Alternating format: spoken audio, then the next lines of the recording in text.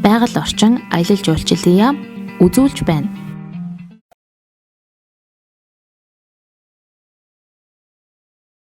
Жил бүрийн 3 сарын 22-ны өдрийг нэгдсэн үндэсний байгууллагаас дэлхийн усны өдөр болгон тэмдэглэдэг.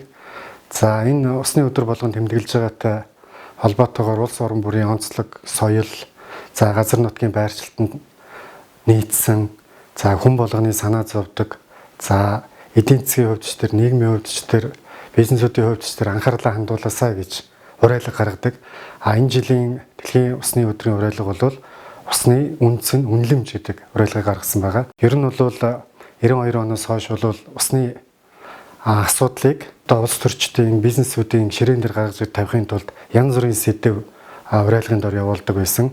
Одоо ус ажлын байр, ус ба хот төлөвлөлт, усны хэрэглээ чанар ч гэдэг юм уу. Тэгэхээр энэ жилийн үед бол дэлхийн нийтээрээ усны үндэс нь усны үнэлэмж гэдэг хүрээнд дор дэлхийн усны өдрийг тэмдэглэн явуулахар уриалсан байгаа. За манай орны хувьд бол усны нөөцөөр хомс орон.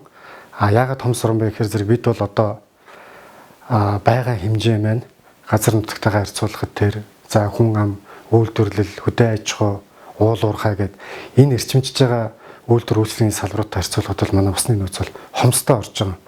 Ойролцоогоор бол нийтдээ нэг Монгол орны газрын доторх ус гадаргын ус бүгд нийлээд нэг 600 км орчим усны нөөцтэй гэж үзэж байгаа.